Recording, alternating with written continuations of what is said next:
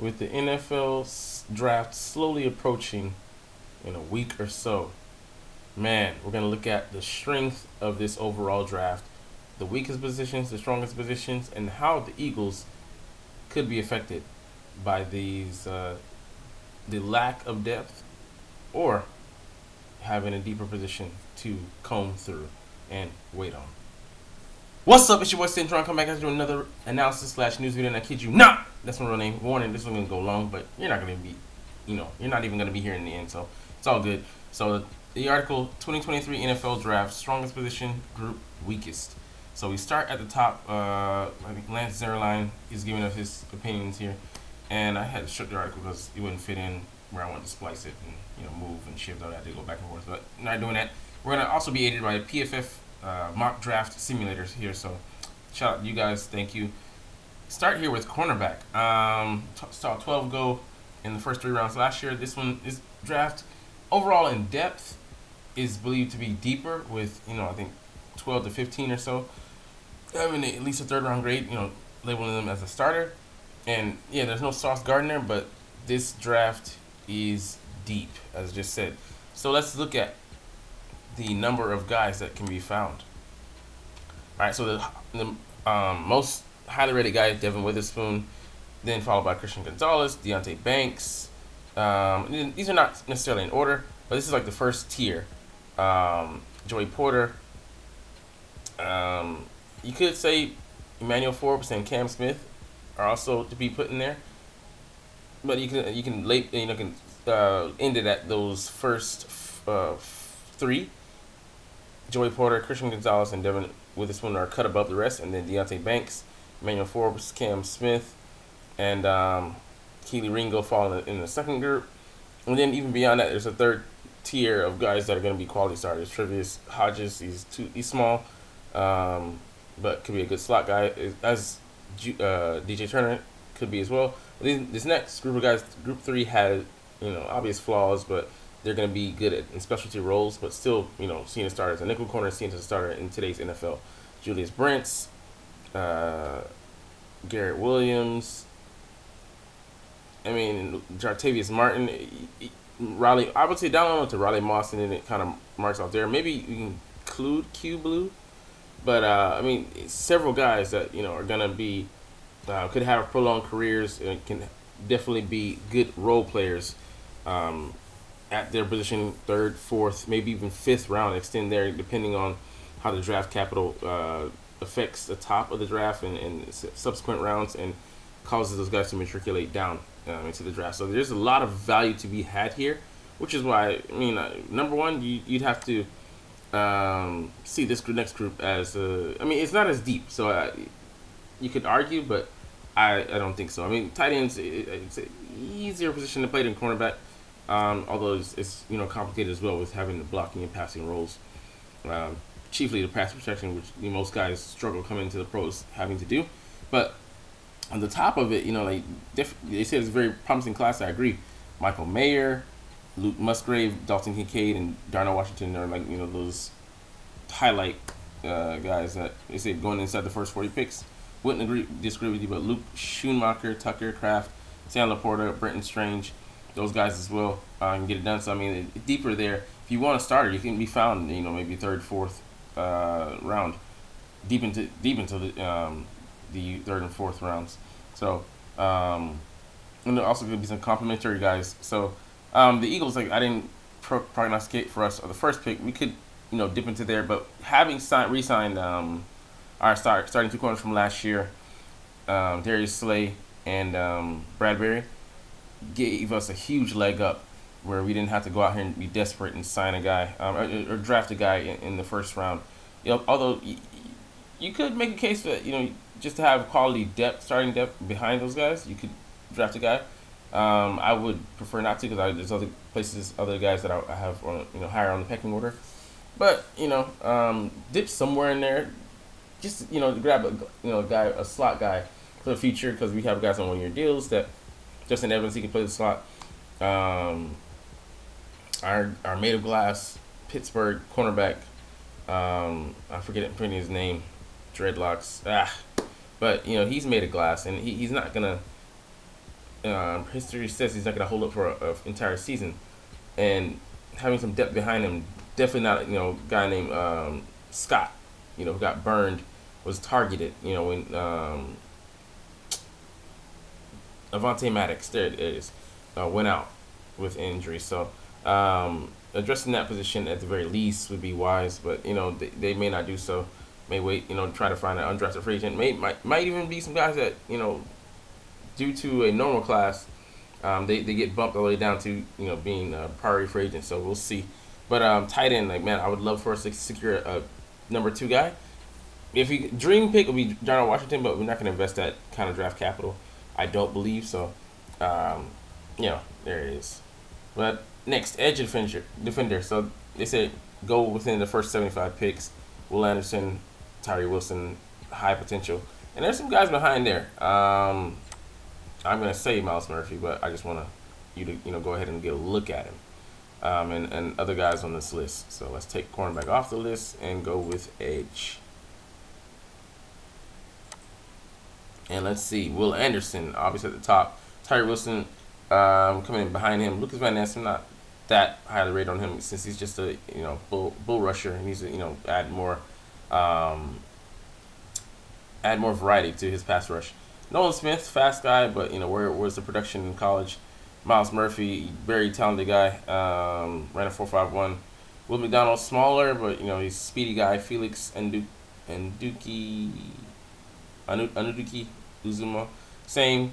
BJ Laurie, kind of maybe the apple of the the Eagles' day 2 eye.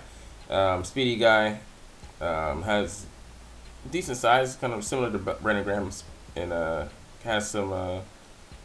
He has some bend to him. So here's my guy I really love, Ade. I'd love to draft him at the bottom of the first round, pick number 30, and he's faster than Brandon Graham, bigger, stout, his long arms though. So I mean, like he'd be. I'd love to have him as a successor, develop him, and then after that, I would say, I mean, like even from after these two, it's kind of like first round talent up until Miles Murphy, and then these kind of the borderline first, second round picks, and then after that, it's kind of second round guys. So it is a big top heavy, but it's still not that bad. Like value to be had with Andre Carter there, Forsky, Derek Hall. I mean, these guys second, third round. Byron Young. So I mean, Keon White. There is some value to be had. Yasir, Yaya Diaby, fast guy, switched up. So I mean, there is some value to be had. I disagree with this being. I mean, you could say number 3. I'd agree with that actually.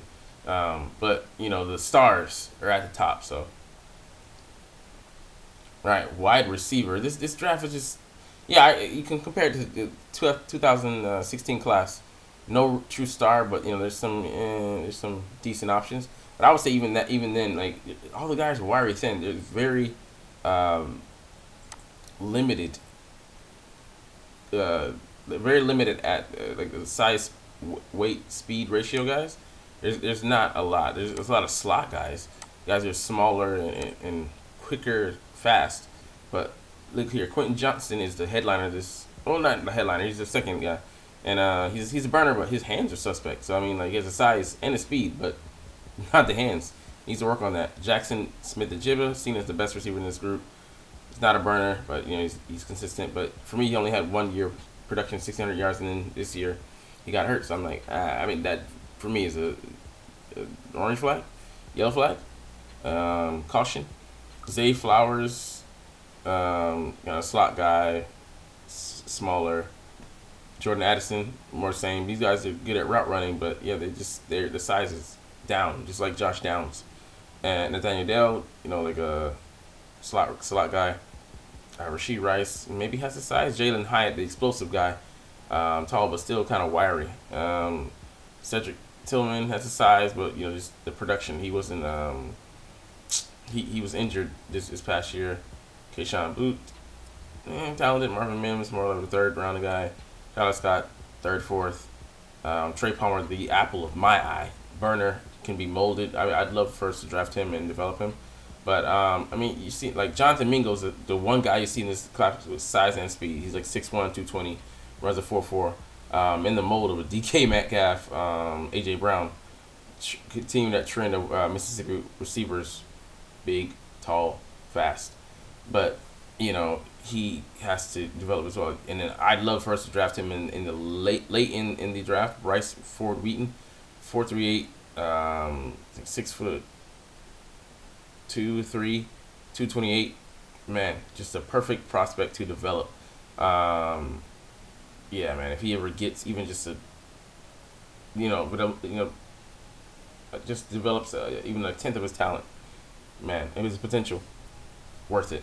So I mean, like, yeah, it's not that good. I put it at worse than 4 because it's just like the same type of guys, and like they're not big, they're not traditional receivers that we know and love. And yeah, is that signaling a new day in the NFL, or was that just just a poor reflection on this receiver group this year? Quarterback, it's top heavy, man. Bryce Young, C.J. Stroud, Anthony Richardson, Will Levis, Hendon Hooker. Those are the guys that you can see at um, I mean, could all be first round picks, but especially Bryce Young, C.J. Stroud, and Anthony Richardson, most likely top 10 to 15. Will Levis could. I mean, he's gonna be a first rounder as well, but he's kind of the wild card as well as Anthony Richardson. Where he goes, his ceiling the floor is very very very wavery. But yeah, just not a lot after that. Like a lot of developmental guys after these guys, so very light class. I don't even know if I'll put it at 5. Interior defensive line. Um, Jalen Carter, Massey Smith, big guy. Siaki, big guy. Khalid Kancey, small but explosive. Jacqueline Roy, LSU guy. Cameron Young, Alabama guy. They're like, sitting in the middle round. So let's go and look at who all is on that line in the interior.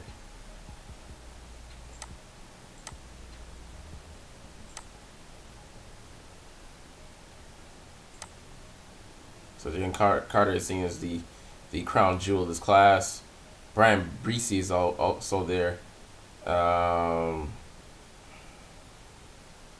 Gervin Dexter, seen as could be a second round or third round pick.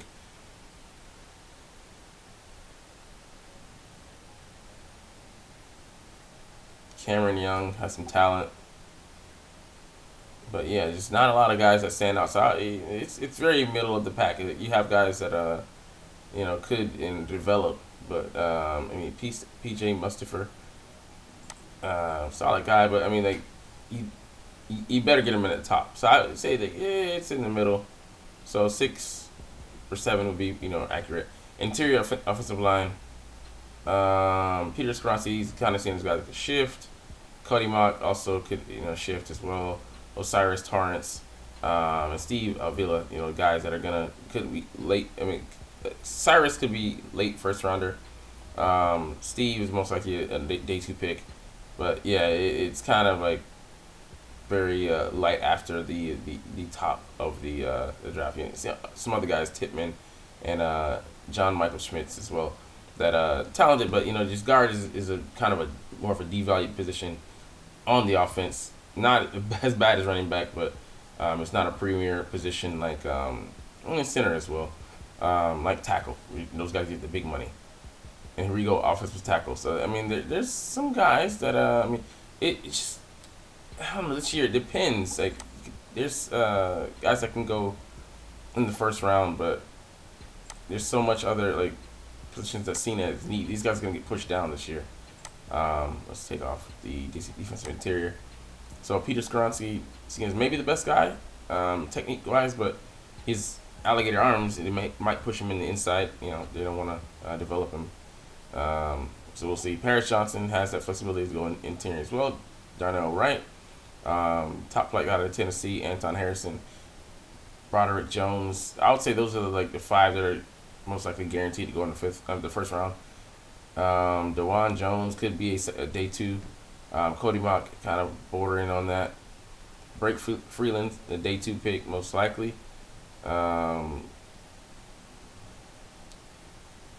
Let's see, it's another name I'm searching for here.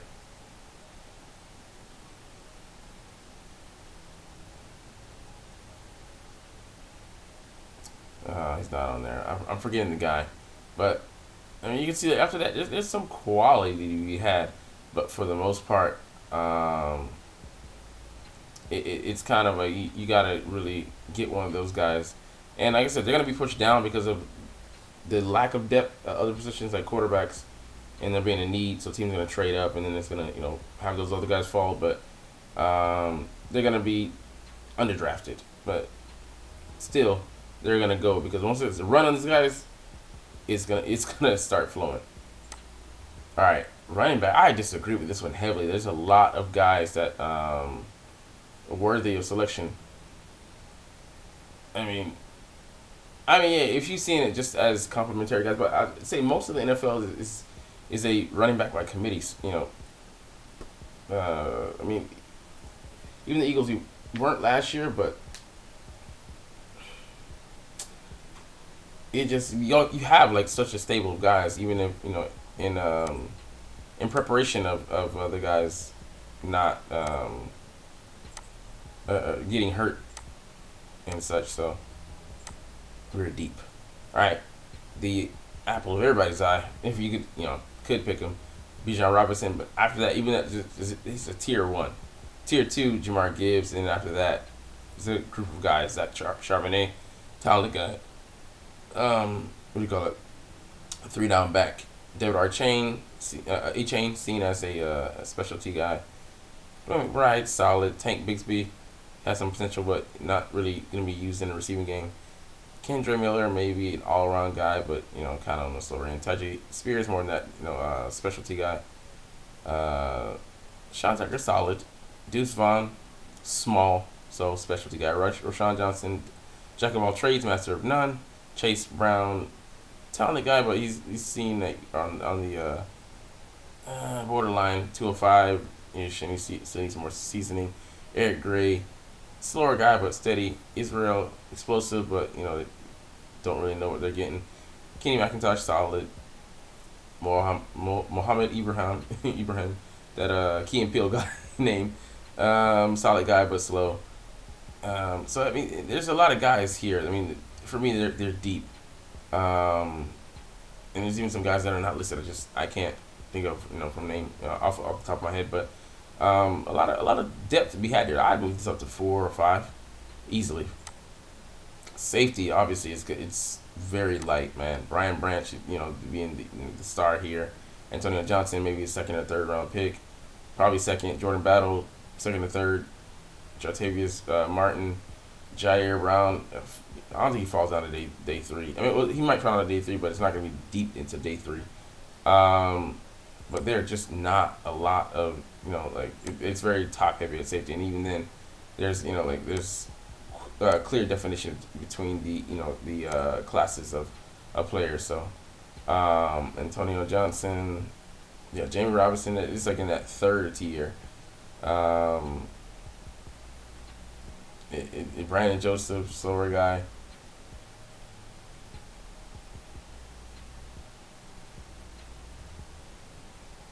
Searching for a name here. Not finding it, but yeah, I mean, it's just one of those drafts where you gotta get guy early, second, third, maybe fourth at the latest, and then it's gonna be a lot of backups, depth, fringe roster guys. But that's gonna be it for the list. But some of them I disagree with, the placement and things like that. But let's go into things around the league, man. A lot of news. Tyler Bass here getting paid as a kicker, 4-year extension worth up to $21 million. Shout out to him, man. Terrence still re-signed with the Dallas Cowboys. Can find anything better? Good for them. Bryce Huff re-signed. I think he's a rotational guy. All right, for the Eagles, man, a lot of coaching moves here. Let's see. DK McDonald, promotion to defensive backs coach. Didn't know who the guy was before, so hope he can do a solid job. Kevin Patullo, promoted to pass game coordinator, associate head coach, so a bump up for him. Tyler Scudder, promoted as a team's assistant linebackers coach. Didn't know him. Mike D'Angelo hired as defensive quality control coach. Heard the name before. Tyler Johnson is hired as assistant DB's coach. So I thought he was going to be the DB's coach. So interesting move there. He has a wealth of experience, so he'll be doing a highlight job in whatever capacity he helps. Ronald Williams hired as Nichols coach. So this is new for me. I never heard of having a nickelback coach, but excellent. I'm glad they have a guy devoted to that because it's like a whole other position when you're playing inside out, not outside in. Tyler Yelp hired as head coach's assistant. So interesting. Need some help. But yeah, let's look at some other things. The front page news. So Chiefs undecided on picking up Clyde Edwards-Helaire rookie option. Hasn't really shined for them. Wasted first round pick, but one of the last of that era where like they've seen it running backs and put them at a premium. So it is what it is. Dolphins GM to do right by Cedric Wilson amid trade calls. I mean, they brought him in to be number 2 last year, and then he ended up being an afterthought. I mean, they traded for Tyreek Hill, and you just the rest of the history. You weren't going to see that many targets even if he was a number 3 option, which he wasn't. And I mean that's good on them to try to do right by him, but you never know. I just stashed him on the roster because you never know when a guy may go down. They had a pretty good injury luck. A couple games missed by I think Tyreek Hill last season, but other than that, like I just would always want to be multiple there and have an insurance policy. Let's see. Cowboys picking up CD Lamb's option, 5th-year option. I mean, that's just par for the course. Of course, they're going to do that. He's their best receiver. Traded away Amari Cooper and let him shine. He stepped up nicely, but still not better than the receivers we got in Philly. So, but yeah, interesting. All right, let's get to our last thing today. All right, going beyond this. Oh man, I didn't look at linebacker. All right, so linebacker, it's not a great year for those guys, but I mean that being said, Drew Sanders seen as maybe the best, but I mean there's some. It's top heavy, but there are some decent options. Let's look at some of these guys.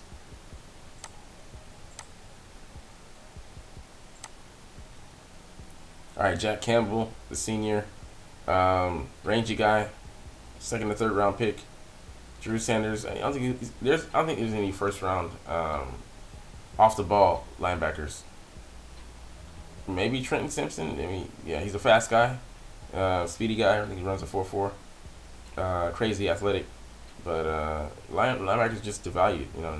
In today's day and age, NFL, they look a lot different than linebackers 20, 30 years ago as well. So these guys are built to play the pass and do enough, to tackle, get knife it through the run game, not like they used to, man. Drew Sanders see him as a 2nd round pick as well. Dorian Williams, talented guy, Tulane. Noah Sewell, he's not as athletic as we thought he would be, but solid guy, 2nd and 3rd round guy. Henry Tool, 2nd, 3rd round guy as well. Troy Brown, got some good athletics. Oh, and Papa White, man, he's an athletic freak, but he has to let his game IQ catch up to his body's abilities. The winners, talented TCU linebacker, 3rd, day 2 or late day 2 or day 3 pick. And yeah, I'm sure there's a couple of guys I'm missing, but like I said, I'm not well versed beyond the name of seeing, like, as far as like total recall. But let's go back to where we were. So Matt Patricia being brought on as defensive assistant. So I don't know what capacity he's gonna help, but I think he's a senior defensive assistant, so he's gonna be helping the guys, and namely Sean Desai. Hopefully getting some blitz packages, and I heard that they smooth the ice cream with him and Darius Slay. He gave his approval. I mean, not that we needed it, but I mean it's great to see that they sought it out and made sure there was not gonna be any miscommunication and clarify things, make things apparent about what it's gonna be, and just avoid conflict and controversy. So I mean, he has a wealth of knowledge to give, and he moonlighted on offense last season, so he can better explain and better help to attack offenses next year. All right, Sirianni said Jalen won't be paid more to do less, so they still plan on using him in the same capacity. Even though I would love to see them, like he said, we're still gonna try to protect him. We're gonna add wrinkles, which I was like, I saw I actually start salivating and like got giddy as a kid in a candy store. But it'll be great to see what those wrinkles are and stuff like that. But I don't want to know them because obviously that's in the public, that'll be public knowledge. But yeah, just if that's how I want to draft Bijan, lean on him, take pressure off of Hurts and just really give him like a solid running game. Guy like we know he's gonna get positive yards 8 out of 10 times, 9 out of 10 times. Say 8 out of 10. But yeah, just he's gonna change the way defenses really have to play us, and being multiple and everything like that. So, and Bijan, on that note, Bijan says to Nick, "You're not getting a running back. You're getting a difference maker." And like, man, that hits so fucking heavy. Like, you're not just getting a guy limited to his position. You can flex. You can just the overall impact. The fallout for defenses on coverage and adjustments and packages, and yeah, it just puts the fear of God into defenses. Like, it's a completely different player from any other guy that's in the draft. I mean, yeah, it just is, man. I'll explain later. But on that note, Cowboys could trade ahead of Eagles to procure Bijan. That's how scared they are, man. They don't want to see this guy in the NFC East have to face him twice a year. With that monster offense, that would set it off. Just be the piece of resistance. Put the chair on top on the offense. And not to say it wouldn't be a staple. We could lean on the run game. Actually, like really fucking lean on it. And not have to worry about offensive line producing. Bijan did that behind a decent line. Think of what he could do with ours, man. That's insane. And like, yeah, he's going to dictate so many things that defenses have to do. Change the whole dichotomy of the offense. You don't understand that. I ain't got time to explain to you, dumbass. All right. Seahawks GM says things expected to ramp up next week in reference to trades. Yeah, they hold 2 picks. I think inside the first 20 picks. So number 6 and I think number 19 overall. So I mean, it's crazy. But I mean, teams are going to call them, especially for that number 6 pick. They're looking up to get a quarterback, looking to trade up to get a quarterback because there's only 3 guys that people are really clamoring highly about: Anthony Richardson, Bryce Young, and C.J. Stroud. I mean, Will Levis been a teeter-tottering inside that first 15. We'll see how things play out on that night, but yeah, it's right now we're still in the holding position. Things are gonna get real, start getting very real next week when people are making preparations to go, and teams starting getting jittery, and the pressure goes up. People start talking, and people get nervous, and rumors start spreading, and just the actual the reality of things sets in, and people realize like, man, I'm gonna have to do this. I'm not realistically, this is how things could play out. They're gonna have maybe mock drafts to prepare themselves, and we're gonna have to do this to get up, get this person, because this team, they've been throwing out smoke screens. Let's filter through all the information and realize that you have to be preemptive. I mean, do a preemptive attack and be proactive. Otherwise, you're gonna be left with your piece, your meat in your hand, blowing in the wind, and that's how people get fired or demoted. All right, last thing we're gonna look at today here. Quez Watkins says, "Gonna make y'all motherfuckers eat every last fucking word." He is fired up with the recent slot receiver, I forget his name, signing. The guy is lit a fire under him because Quez, he played through some injury, played through some controversy. As far as his hands and route running last season, wasn't a great season for him, even though we had a great season overall. So that being said, he's going to want to redeem himself and then bring in someone that could potentially take his position as a slot receiver, which he really isn't, but he's like game on, and you know he reads press clippings and he's paying attention. He pays attention to what people say in the media, both fans and the media themselves. So he's gonna want to come out and prove us wrong. I mean, fantastic, great. I'm happy that he's inspired. So let's just see that that will translate to the field, and in turn into production. Anyways, we're gonna get out of here. This video went way too long, but so much jam packed into one video. So I mean, it's all good. You're not even watching. No, I'm good. I'm good. My voice is all hoarse now, but we're gonna get out of here. But as I always say, it's fly, Eagles fly, and let's motherfucking go! Like, comment, share, subscribe Thanks for watching. Check me out at Cintron, Cintron Anime, Cintron Life, or Cintron Laughs, or other social media.